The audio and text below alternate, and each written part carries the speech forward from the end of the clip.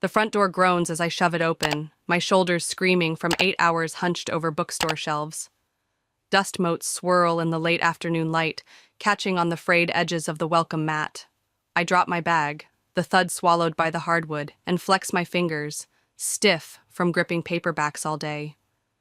25 years old, and my body already feels borrowed, worn thin. The living room stretches before me, dim and cluttered. Same sagging couch, same chipped coffee table. But the air's different tonight. It's thick, charged, like the moment before lightning splits the sky. I know this feeling. I've known it since I was a kid. Eleanor Davis, my mother, stands dead center, arms crossed tight over her chest. 52 years of bitterness carve lines into her face, her graying hair pulled back so sharp it looks painful. Her eyes lock on me, narrow and cold, and my stomach drops before she even speaks. "There you are," she says, voice slicing through the quiet like a razor on glass. It's not a greeting, it's a summons.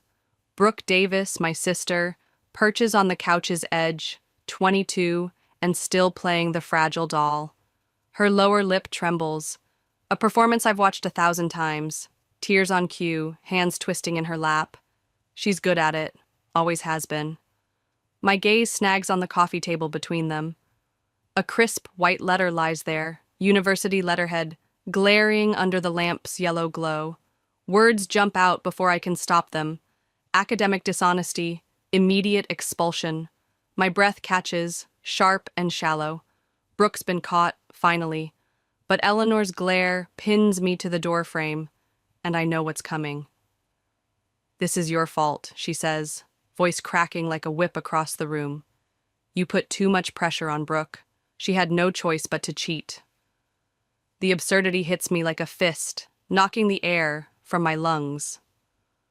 I grip the wood, splinters biting my palm, and stare at her, waiting for the punchline that never comes.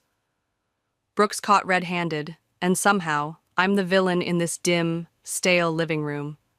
My mind reels back, unbidden. 10 years old, principal's office. Eleanor's fingers bruising my wrist as she hissed, "Why'd you make Brooke steal that lunch money?" Security footage later showed Brooke pocketing it, smirking, but the apology never came. Christmas mornings flicker past, me unwrapping secondhand coats, price tags dangling, while Brooke tore into designer bags, Eleanor cooing, "Brooke deserves nice things. You don't need spoiling." Senior year, 2 jobs, every dime saved for a car, until Eleanor demanded it for Brooke's laptop. Always Brooke. Always my fault. Always my sacrifice. "You're always showing off how perfect you are," Brooke chimes in, voice wobbling, eyes glinting with something that isn't tears. "I just wanted to be as good as you." The words slam into me, a physical blow. Perfect? Me? The room tilts, shadows stretching long and jagged. I've spent my life bending under their weight. And now this. Expulsion, pinned on me like a medal I never earned. The air tastes sour, heavy, with years of lies I've swallowed whole. Brooke's accusation hangs there, a venomous thread weaving through the silence. Eleanor steps closer, her nails digging into my arm, sharp enough to draw blood if she wanted. "This family gave you everything," she snarls, breath hot against my face. "And you repay us by wrecking Brooke's future?" Her grip tightens, a vice I've felt too many times, control disguised as care. My chest knots, ribs squeezing my lungs, 25 years of taking it splintering like dry timber under an axe. I wrench my arm free, skin stinging where her fingers were, and the room holds its breath. My pulse hammers in my ears, loud as a train bearing down. "I had nothing to do with this," I say, voice shaking but firm. Each word a stone dropped into still water. "Brooke cheated. That's on her." The truth tastes foreign on my tongue, sharp and unyielding. I've never said it out loud, not like this, not to them. Eleanor's face twists, fury contorting her features into something feral. She snatches the expulsion letter off the table, paper crumpling in her fist, and thrusts it at me inches from my nose. "You ungrateful little wretch," she spits, voice rising, trembling with rage. "You're destroying this family!" The letter flutters, a white flag of her war against me, and I see it, really see it. She doesn't see a daughter. I'm a scapegoat, a dumping ground for every flaw she can't face in Brooke, her golden girl. Brooke watches, silent now, no more fake tears. Her lips curve just enough, a smirk she doesn't bother hiding. She knows Eleanor's shield will hold, knows she'll walk away clean, like always. My hands clench, nails biting my palms, and something shifts inside me, deep and tectonic. 25 years of bending, breaking, accepting, I can't do it anymore. My eyes lift, meeting Eleanor's glare, and for once, I don't flinch. The silence stretches, taut as a wire ready to snap. Beyond the open door, dusk creeps in, painting the sky a bruised purple. It's still there, that sliver of freedom, calling soft and steady through the chaos. My heartbeat slows, deliberate, like footsteps on a path I've never dared take. Eleanor's breath hitches, waiting for me to crumble, but I don't. Not this time. Eleanor's words echo, a hammer on glass, but they don't shatter me. Not tonight. Her crumpled letter trembles in her grip, a weapon she thinks will bring me to heel. "You're tearing us apart," she hisses, venom dripping, but I see through it now. Her eyes hold no love, only blame, a mirror for Brooke's smug quiet. My sister sits there, untouchable, her victory carved into the curve of her mouth. She'll skate free again, and I'll be the wreckage left behind, like always. Except I won't. The front door gapes a few feet away, framing that darkening sky, freedom, uncertainty, a life I've never had. My feet move before my mind catches up, carrying me to my room, the smallest in the house. Bare walls, a thin mattress, a space that's never been mine. My hands shake as I stuff a duffel. $60 in crumpled bills, a change of clothes, a faded photo of me at 6, smiling before I knew better. Eleanor's voice follows, sharp and mocking. "What? You're leaving?" "You'll crawl back in a week, begging." I don't answer. The photo slips into the bag, a relic I shouldn't keep but do. My boots thud against the floor as I head back, past Eleanor's glare, past Brooke's stillness. The night air hits my face as I step outside, cold and biting, but lighter than any breath I've taken in that house. Eleanor's shout chases me across the yard. "Go ahead! Don't come crying when the world chews you up."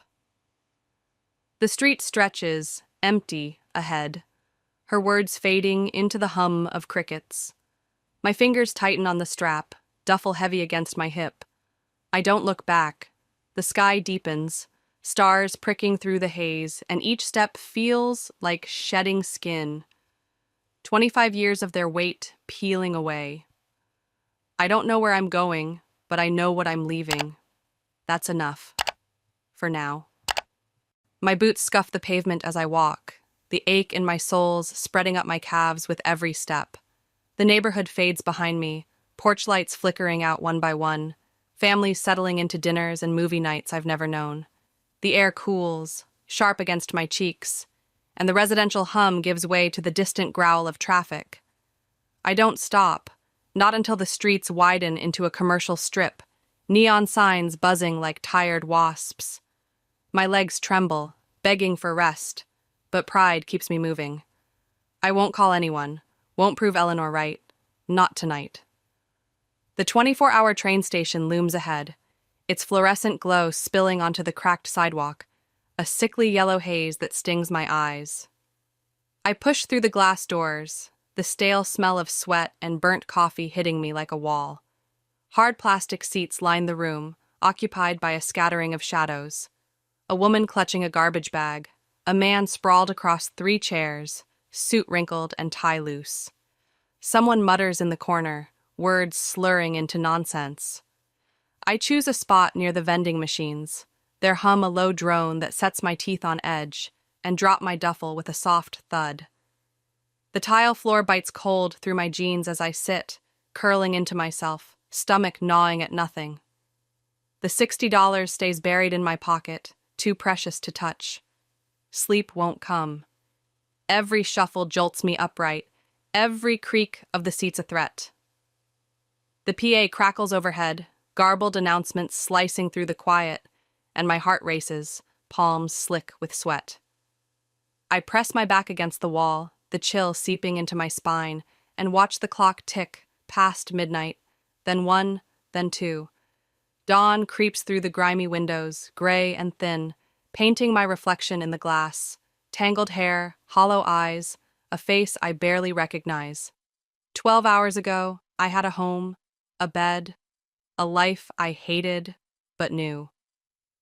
Now, I'm this, a stranger in a station, clinging to a bag and a shred of stubborn will. The commuters trickle in, their clean clothes and coffee cups a cruel contrast, and I turn away, swallowing the lump in my throat. I won't break here, not yet. Morning drags me upright, muscles stiff from the tile, and I stumble into the light, blinking against the sun. My stomach twists, a hollow ache I ignore as I trudge through the commercial district, scanning for help-wanted signs. Storefronts blur past, boutiques, a pharmacy, a burger joint, all met with the same shrug. We're not hiring. The fast food manager doesn't look up from his phone, waving me off like a fly, and my cheeks burn, but I keep walking. Noon finds me swaying on my feet, exhaustion a lead weight in my bones, when Ramirez Diner appears, tucked between a laundromat and a pawn shop. Its neon sign flickers weakly, promising home cooking, and I push inside, the bell chiming sharp above me. Dolores Ramirez stands behind the counter, 60 and stern, her steel-gray hair pulled into a tight bun. She looks me up and down, wrinkled shirt, desperate eyes, and her voice cuts through the hum of the diner. Ever washed dishes before? I shake my head, mouth dry, and force out, I can learn. She nods once, sharp, and jerks her head toward the kitchen. The air back there hits like a furnace, grease coating every surface, the sink piled high with plates and pans. My hands plunge into scalding water, soap stinging my skin, and the hours blur, scrubbing, rinsing, stacking, repeat. My back screams, fingers pruning raw, but I don't stop, not until Dolores calls closing time and presses $40 into my palm. Her grip firm. Not bad, she says, and it's the closest thing to praise I've heard in days. I stumble back to the station, the cash tucked deep in my pocket, a lifeline I can feel through the fabric. The same corner waits for me, the same cold tile, but tonight it's different. That $40 means survival, a thread to hold on to, and I cling to it as the vending machines hum their endless song. My eyes drift shut, exhaustion winning for a moment, and I dream of clean sheets, a roof, a life where I'm not invisible. The thought hardens in my chest, a quiet vow. I'll get there somehow. Days bleed into a rhythm, diner nights, scrounging days, until I find an ATM across from the station, its screen glowing in the dusk. My college fund, pieced together since I was 14 from summer jobs and holiday shifts, flickers in my mind, a faint hope. I punch in the PIN, breath held, and the balance loads, $0. My knees buckle, the machines hum loud in my ears, and I scroll through the history, hands shaking. Withdrawals stretch back months, Eleanor's name on every line, designer boots, concert tickets, private tutors for Brooke, thousands gone, stolen, spent on her golden girl while I slept on tile. Tears blur the screen, hot and fast, but rage surges beneath them, cold and hard as steel. I land a second job at a coffee shop, mornings steaming lattes, nights scrubbing grease, the hours stitching a fragile shield. My first paycheck comes, small, crumpled, mine, and I grip it like a weapon, a brick against Eleanor's voice in my head. It's not enough, not yet, but it's a start, proof I can stand without her. Then, weeks later, another ATM check, a habit now, and a new transaction glares back. $200, my name, dated after I left. Eleanor's still pulling strings, using my identity like it's hers to wield. My fist clenches, nails biting my palm, and the air tastes bitter, thick with her betrayal. She didn't just kick me out, she made sure I'd have nothing, no way up. The station's cold seeps into me that night, but it's the fury that keeps me awake, burning steady. She stole my future once, drained it dry for Brooke, and now she's clawing at what's left. I won't let her win. Not again. My hands curl around the duffel, $60 and that paycheck the only weight I carry, and I swear it to the dark. I'll build something she can't touch. The grind wears me thin, days blurring into nights, until I collapse one evening, too tired to peel off my grease-stained shirt. The mattress springs dig into my back, a cheap rental I've scraped together, and I turn my head, catching a faint scent, soft, soothing lavender. My eyes snag on the duffel, half unpacked in the corner, and there it is. An old handmade candle, wax-chipped, one of the few things I grabbed when I left. The scent pulls me back 12 years, Eleanor and Brooke out, me, alone, in the kitchen, melting wax in a dented pot, pouring it into mismatched jars. The pure satisfaction of making something beautiful from nothing washes over me, a memory untainted by them. I sit up slow, mind racing, and grab my laptop. The screen's glow harsh against the dark. My checking account blinks. $212.47, scraps from double shifts. Just enough for supplies, wax, wicks, jars, oils. Eleanor's sneer echoes. You'll flop, always do. But my finger hovers over the order button, trembling. I click, the confirmation a quiet rebellion. 3 days later, my tiny apartment fills with the warm hum of melting wax, the scent of sage and lavender curling through the air. I measure temperatures obsessive, test fragrances, adjust ratios. Each candle takes shape under my hands. Simple mason jars layered with colors and scents that whisper comfort. A home I never had, but always wanted. The Etsy shop setup drags into the night, my back aching as I photograph each candle under the bathroom's fluorescent glare, tweaking angles to hide the cracks in my life. The descriptions flow easier, words about warmth, peace, things I'm still chasing, and I hit publish, heart pounding. Days pass, no sales. I refresh the page between latte orders, during diner breaks, before crashing into sleep, the screen mocking me with silence. Eleanor's voice grows louder. What made you think anyone'd want this? Doubt gnaws deep, a familiar ache, but I keep the candles lit, their glow a stubborn spark against the dark. I've got nothing else, not yet, and this has to work. The first sale pings late one night, $12 glowing on my laptop screen, and my breath catches, a flicker of light in the endless dark. I stare at the order confirmation until my eyes blur, barely enough to cover shipping, but it's mine. Proof I'm not invisible. The glow lasts 8 days, then shatters. Reviews flood in, sharp and vicious, cracked on arrival, smells like bleach, hack job, don't waste your money. My stomach turns to ice as I scroll, usernames glaring back. Eleanor, 1969, Brooke loves Lux. They found me, tracked my fragile start, and sank their claws in deep. A Reddit thread pops up next, Brooke's handle unmistakable, mocking my pathetic little candle shop, sneering that some people should know their place. The words burn, but the rage isn't hot anymore. It's cold, crystalline, a blade sharpening in my chest. I'm still shaking when Tessa Lane leans over the coffee shop counter after closing, her blue hair falling in her face. You look like you're plotting murder, she says, wiping down the espresso machine, her voice light but her eyes sharp. I hesitate, the wall I've built trembling, but her open concern cracks it wide.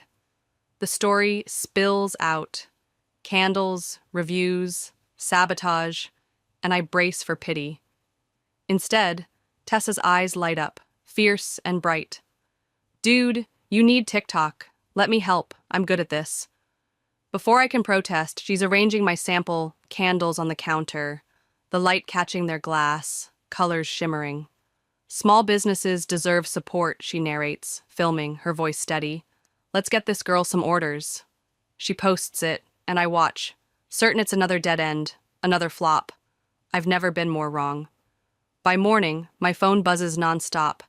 10,000 views, 20,000, 50,000. Orders flood my inbox, 50, 100, 200. Numbers I never dared dream hit like a tidal wave, drowning Eleanor's sneer. Then, buried in the chaos, an email stops my heart. Lux Glow. Subject, partnership opportunity. We love your work. Would you discuss a collaboration? My fingers hover over the reply, fear whispering old doubts, but my voice cuts through, louder now. Yes. The wax melts steady in my hands that night, lavender curling through the air, and I know they can't touch this, not anymore. My last shift at the coffee shop ends with Tessa's hug, her whisper in my ear. Go take it all. I hand over my apron, the weight lifting as I step into my studio, orders pinging, 300 units by Friday, 2 wholesale accounts pending, a Lux Glow meeting next week. The air hums with wax and triumph, my hands steady as I pour, when Tessa pokes her head in, waving her phone. You might want to see this, she says, her tone soft but edged. She hands it over, a local news article loading. Local family faces. Foreclosure after financial mismanagement. The grainy photo shows my old house, yellow paint peeling worse than ever, and Eleanor's name jumps out, 3 months behind on the mortgage. A neighbor's quote stings. It's sad that house used to be so well kept, but ever since her older daughter left. I pass the phone back, hands calm, and turn to my wax, checking its temperature. There's more, Tessa adds, gentle now. Brooke dropped out. Failed most of her classes. The loans came due. She trails off, watching me, but I don't flinch, just nod. Not my problem, I say, and mean it. That night, as I package the last orders, my phone buzzes, an unknown number, the area code, screaming home. Eleanor's voice crackles through before I can hang up. Serafina, honey, I miss you. Family should stick together. Your sister's struggling, we all are. We need you. The manipulation drips. But there's a tremor now, uncertainty I've never heard. I let the silence stretch, her words pressing against my chest, but they don't crush me anymore. I end the call, no words needed. Texts from Brooke hit next, fast and frantic. I know I was a bad sister. I was jealous. You were always better. Please, I have nowhere to go. I block them both, the screen going dark, and return to my work, wax pooling smooth. Mrs. Patel's viral post lights up my feed 3 days later. Her words, cutting through. I watched that girl get blamed for everything. Serafina was a maid while Brooke was worshipped. The comments explode. Old classmates, a teacher, the truth about Brooke's cheating resurfacing. And I watch, detached, as their empire of lies crumbles, post by post. Eleanor and Brooke slink into my studio unannounced, shadows in clearance rack close, the bell chiming their defeat. Eleanor's eyes dart around, calculating the value of my racks, my success, still hunting something to take.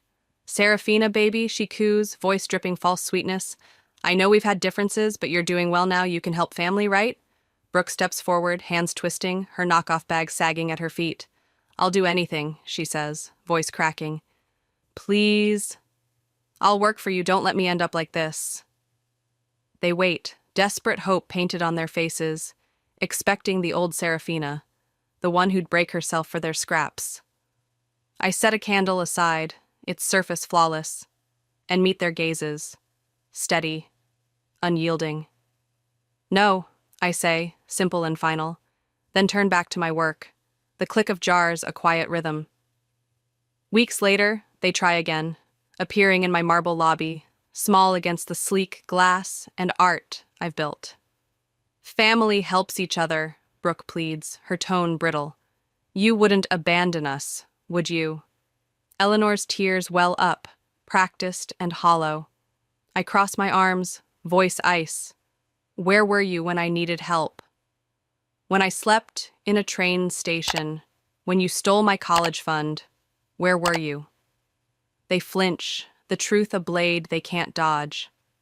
I pull 2 bus tickets from my desk, one way back to that narrow town they swore to escape, and lay them on the glass table. Take it or leave it, I say. Brooke rips hers in half, rage flashing, but Eleanor just stares, defeated. I built this without you, I tell them, heels clicking as I walk away, their gasps fading into the city's hum. They're nothing to me now, and I'm everything they'll never have. Lavender and sage curl through my studio, the wax pooling smooth as I pour, my hands moving with practiced grace. Orders ping on my phone. 400 units shipped this week, a 3rd wholesale deal signed. Lux Glow's logo on my labels now. The air hums with creation, success, a life I clawed from nothing. 6 months ago, I was slinging lattes, fingers sticky with syrup, dreaming of this. Now, it's real. Mine. Untouchable. Eleanor and Brooke are ghosts, echoes of a skin I shed, their pleas drowned by the bell above my door. A customer steps in, her smile warm as she browses, and I nod, setting a fresh candle on the rack. Perfect, like my resolve. The city pulses beyond my windows, a rhythm I've claimed. I don't look back, don't need to. I turn toward the light, the future, and keep building.